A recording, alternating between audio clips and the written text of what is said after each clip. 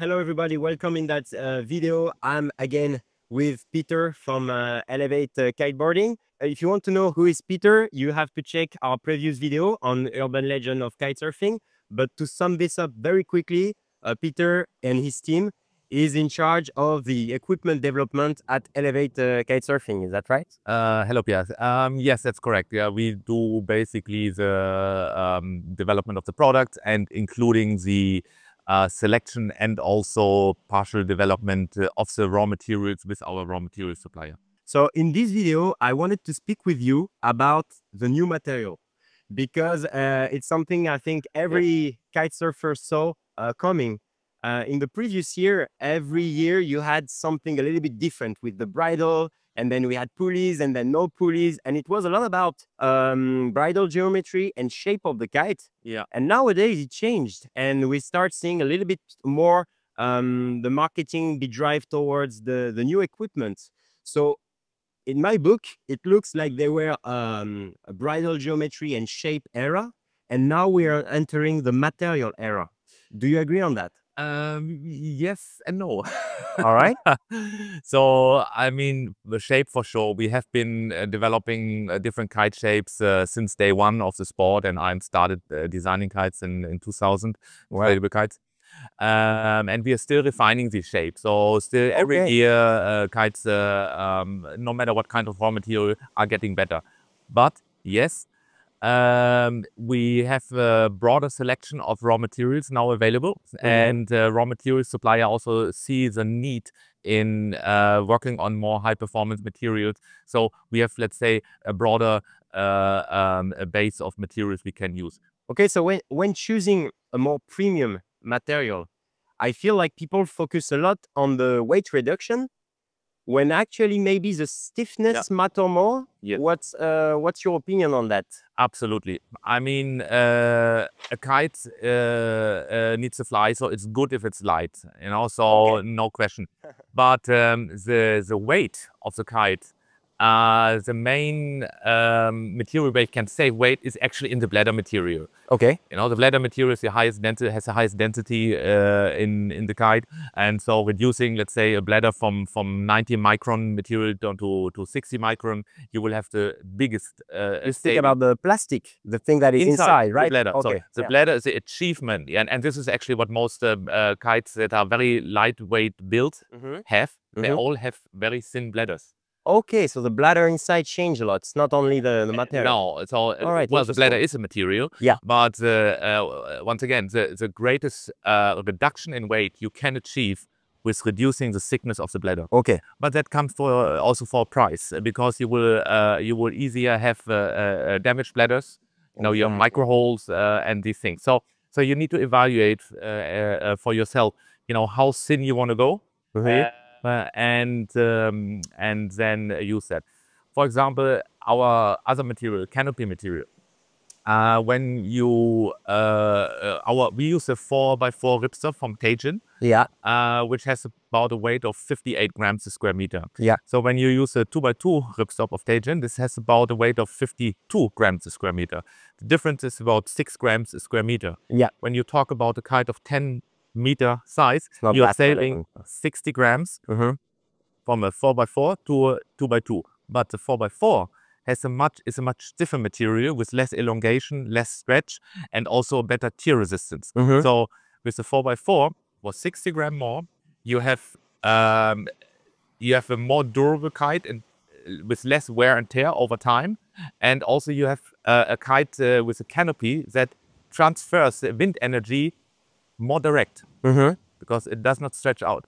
Look at every high performance sail in sailing, not in kiting. So, and there it's all about stiffness. So stiffer material is better. So this accounts for the kite as well. So sometimes a little bit weight gain is actually not so bad if the material is stiffer. It's absolutely clear, and you saw me smiling when you were talking about the hole in the bladder and the problem of resistance, because having a kite center, we also have a reparation center. Yeah. And we're working actually quite a lot with that. It's been growing. Yeah. And with the very, very light kites that are coming in the market, we saw them coming at the reparation center because there is a lot of micro holes in the leading edge. And that's very annoying for people coming to Brazil, and their whole kite trip is ruined basically because the kite is losing air. And by losing air, you lose a lot of stiffness. And the gain you thought you will have is actually not there because you're always kiting with the leading edge that is slightly limited. Yeah, no, so that is one thing. But then again, also the high performance materials we use now, be it Aluula or be it other high modulus like lightweight materials in the market now, they are also, let's say, lighter versus the older traditional Dacron materials. So both is important. Weight is important, but stiffness and less elongation in material is extremely important. Definitely. Okay, absolutely clear. And about that, you have a different lineup now at Elevate Kite Surfing. So same product can have a different material. And we have some product over there, and I would like to give a look with you. So you drive us through the lineup. Okay. All right. So 3 type of finition. How would you call that? Well, yeah, it is basically for us, it's very important to use materials in a strategic way. So use the material how it makes sense. Okay. And this depends where the product is briefed for, what is the target performance of the product, and accordingly, we choose the best material for that performance. All right. It's not just to be fancy and have something better to offer. Having a better material is not always better. It depends on the products. Is what you're saying? Absolutely. So you need to use these materials strategically. Okay. So it doesn't. You can even make it. It can even be worse when you use that. Let's say an Aluula material in a certain way of a product. Let's say in a wave kite. I personally feel that it's actually getting worse because the kite doesn't twist so well anymore. It doesn't turn so well anymore. So it's make no sense to use this material in this product. So you need to use these materials in a strategic way. That's very interesting. I've always wondered why there is less. I mean, the Aluula kites usually come with the big air and like crossover kites, and less with the wave kites. So that's probably the reason why. Yeah, it will be. Yeah. All right. So you have the Prime, the Plus, and the Pro lineup at Correct. Elevate. And so the Prime starts with like regular Dacron material. Yes, this one, right? So correct. Yes, we categorize the product groups in Prime, Plus, and Pro.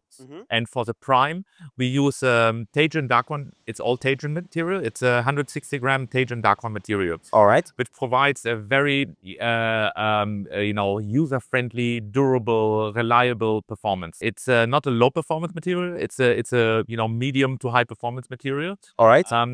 Which is very consistent and high grade in the quality. So we have very good experience with this material. And it's also the material you've been using a lot historically, so you know how it reacts, and you know how to work with that. And it's also the more I was about to say the cheapest one, or the one that is more accessible for someone getting into kite surfing, right? Yes, absolutely. It's about the same price range as our XT Lite. We call it XT and XT Lite because we have the same material in 2 different versions. Okay. All right. And so the XT Lite is this one, huh? I saw it on the RS 14 square meter, right? Correct. We use it's about 135 gram material. So we use it for the bigger sizes, or also, for example, in the wave kite, and also in some kites for the struts, for example. There we use this lighter weight version of our XT material, all supplied by Teijin. And if people want something that have more performance because it's then stiffer, they need to go to the Plus material, right? Correct. This is a new material we developed together with Teijin as well. And it's a high modulus material. So that means it has like very little elongation. All right. So it kind of sits in between the regular Dacron materials and then the Aluula. Now, in terms of performance, this is slightly below 120 grams in weight. Okay. So correct me if I'm wrong, but I've used this type of more premium material before, And so the performance was better. But what's shocked me the most is that after 1 year, usually when I kite, for my personal preference, I do 6 months to 1 year, depending on how I kite. And then the kite feels a bit different. It's not ruined, of course, but it starts losing a little bit of that extra performance. Yes. And with those type of material, it's not only better in performance, but I feel like it stays better in time. Is that your aim? Yeah, these have a dual coating process Okay. versus singular coating process. So the coating takes longer to break down. Okay. Okay. Okay. So, and this is something you see with every material except the laminates, like Aluula material. So the coatings, they have a very big impact on how the material performs. So, and when the coating and the resins break down, so the performance of the product is getting less. Same for the canopy materials. All right. So for the regular kite surfer out there, you know that the price actually is really important. So would you say that with putting a little bit more price, you could have a crispier kite longer? Is it what you're saying? Well, Because of the coating, huh? Yes. So the durability is we are testing this material now since about 1.5 years to ensure we have like a longevity in the material. And we have a very good experience now with this material, and that's why we going to use it. And let's say the performance curve stays longer linear.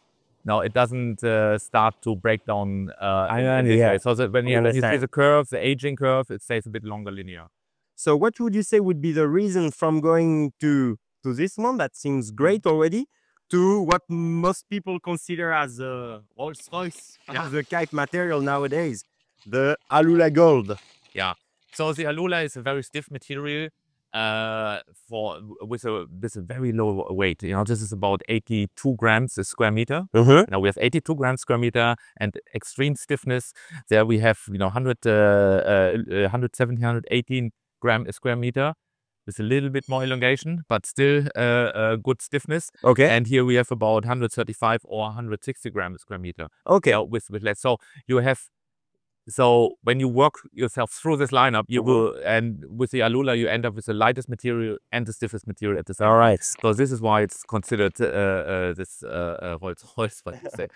All right. It's to be very concrete for the kite surfer out there that maybe doesn't understand very well what's going on into a kite. For example, if I want to do a jump, and I put an input to my kite to send it up to 12 o'clock. With a stiffer material, I will have a more direct feeling, and the kite maybe is pivoting faster towards 12, and this is why it's getting most performance, or is it too easy? You have a more direct feel, you have a more direct, but you also needs more input. So it needs more pressure to react. So because it has less elongation. So when you pull your bar, you need to pull your bar a little bit harder. All right. To get that same type of very curvature. Interesting. But it transfers the energy more direct. So it's more direct, but a little bit harder from the riding. So what you're saying indirectly is that if you really know what you're doing, you will benefit a lot from that gain of performance. That is the point. All right. So very interesting. Yeah. So this type of material would be for the rider who really want to get the next level, get that extra oomph, but last % of performance that are lacking. All right. Absolutely. Also, it is, let's say, for, I like to use it for wings as well, because in wings you don't have a bridle support, and so you have a very stiff and very light wing without deformation. It makes a lot of sense. Then in big air kites or kites that are used in very strong winds, for people who really know what they're doing, this material makes really sense. For, let's say, a beginner intermediate rider, or the weekend rider normal, I think sometimes this type of material can even have a negative effect, because it's harder to control, it's harder with the input, and you might not feel so comfortable. Very interesting. Not so forgiving.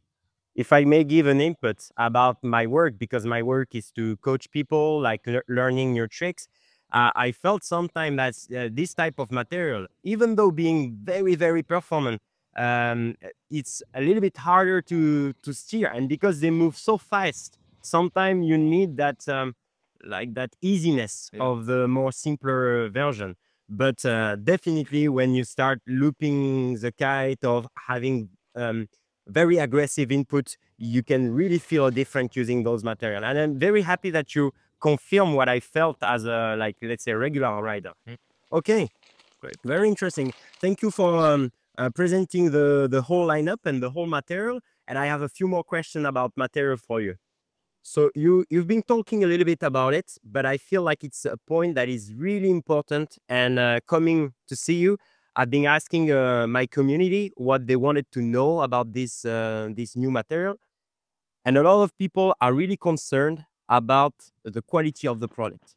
And I may say, as an Elevate user, I'm very, very happy about the quality. We have very little quality issues, but some of the brands have started using like different material, and it's been causing some problem.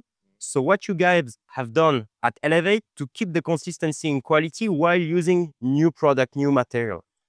Yeah, that is a very important for a brand. It's a very important point.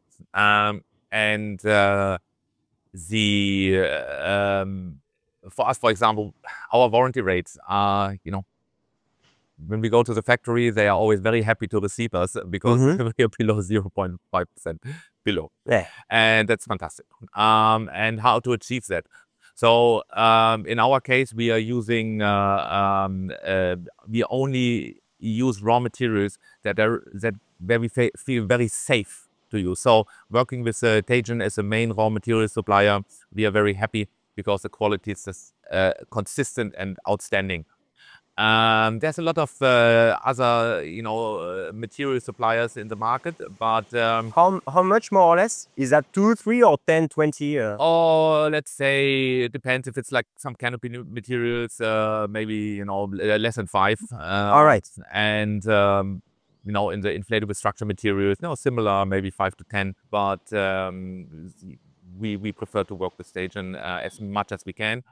So Teijin is part of the reason why Elevate's been good with quality. Yes, that is for sure one reason. Then also, how our factory where we work together with is one of the leading suppliers in the industry. I personally worked with this factory over 20 years with the whole team. We have a very good, relationship, and if there's a problem, we have very good communication. So communication, an eye for quality, and a sense of quality is very important. Experience, very important. So raw material, the workmanship in the factory, all the quality steps there. Then also the design process, of course, how to design the product, what kind of reinforcement to use, where to use a reinforcement. You don't want to over reinforce the kite to make it, too heavy and too sluggish performance. So it needs to be high performance product, but you want to use the reinforcement in a strategic way. Yeah, at the right spot where it needs to be, like a Formula 1 car, it needs to be there. And so that's basically the main ingredients to achieve the quality. And sometimes maybe not when something shiny comes and it's brand new and everybody, say, wow, this is the greatest now. Just be a bit careful. It needs to prove if it really is also durable. I have a following up question with that, but just in a second. Just before that, before we close the topic on the materials and your relationship with the provider, I know the community is very hesitating sometimes with Aluula because of how well it survives, for example, in the sun. Yeah. Do you know if they found any solution with that, or is it still one of the weakness of Aluula, exposition to sun? It will remain a weakness in the exposition to sun, but also the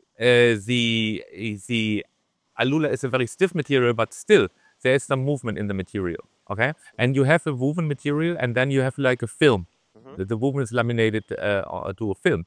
So, and then you have in between shear loads with every movement, and very small, but there are. And after a while, these shear loads will basically impact and destroy the material. Yeah. So, which is a normal thing. So, an Aluula product will, from its construction, never be the most long-lasting material as, for example, another inflatable structural material. And it has a lot of sense from what you were saying. This one, the Aluula material, is more to be considered as the extra performance for the rider who wants the best of the best, and that maybe don't care so much about durability. Someone who wants to keep their kite for like 5, 6, 10 years, maybe the Aluula material is not the best for them, right?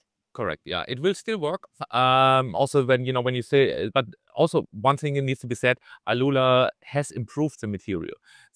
It looks maybe the same. People doesn't know about that. It's like the 5th version of Aluula, right? So it's improved now. They did improvements to the process of how they manufacture the material, and so there have been a lot of improvements happen down the line. But still, by nature of construction of this type of material, there will be, always when you have a laminate and a woven together, you will have a certain delamination. So it's by nature. All right. You were talking about trend and fancy new stuff. Maybe you know what I'm going to talk about now. We've been seeing Harlem kitesurfing coming strong in the market with like a new welding technology, and now reading is using that as well. And it seems like pretty revolutionary. Just to put some context for those who don't know, you remove the stitching with like welding and then put a protection on top to reduce weight. Is that what it is, or not really? And what do you think about this type of protection? Well, you need to ask those guys more specific about what they do, but I think it's more like a gluing process, because in welding, what I understand is that when you melt two materials together, and then basically you liquefy the materials, and then so I don't think that this is happening here. All right. I think it's more like a gluing process, but doesn't matter. So it's just a different word for it. Then I think they use reinforcement, but the area where they use it are in the segment seams. So they don't use it for a clothing seam. They don't use it in a canopy. They use it for certain seam structure. So this is, I think, the difference. And would you consider that as an option in the future with Elevate, or you're not looking towards that direction? Let's see how it also lasts, from the durability perspective, and but if it brings any benefits in in the factory, why not? So, but let's see how. But one thing, I'm not so sure about the twist. So what the claim as an improvement. Always the same philosophy: cautious to preserve the Elevate quality, and then moving to match the best performance, right? Yeah. So that is the thing, and then to let's say to use the right technique for the right purpose. Yeah.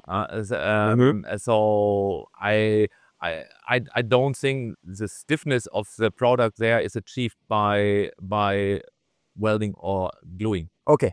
I think it's the raw material. Very clear. Not the process. Understood. Perfectly clear. I wanted to end this video with a fun little story. I've been working as an instructor in different school, different structure, and it's been 8 years now. And with the Elevate Kite School we have now, it's my 6th season with Elevate. And since we're working with the RS, we broke some PS back in the days. But since we've been moving to the RS at the school, we never break open a kite. So we had some little problems, but a kite crashing and open in half, it actually never happens. Wow, so it's actually amazing, I think, because all kite school breaks kites at some points, and it's actually never happened this way. So I wanted to thank you for that work, because that seems pretty amazing to me. Yeah, I know it's great feedback. Thanks for that. Good news. And it's for kite school. A kite is a tool. Definitely. A kite is a tool. Definitely. And the tool needs to work. And you don't want to fight with the tool and have that fixed all the time. You want to use it for your work. and it's important that does that job. So a lot of people from the community always ask me why choosing Elevate. Okay, the products are really good. I like it, but sometimes I use product from other brand, other model, and I like it equally. But it's not always about like performance, how you feel with the kite, how it loops. It's everything. It's the quality, it's the relation we have with the brand, it's the valve, it's a lot of things that makes a good product. So guys, if you are interested about kite equipment, about technical point of view, we've been making a series of videos with Peter. We've been talking about kite surfing urban legend. We've been talking in this video about material. And in the next video, I will ask Peter how he builds a kite lineup, and maybe, hopefully, it will help you choose the right kite for you. So if you are interested, stay tuned. I will see you on the next video. Thank you, Peter. Thank you, Pierre.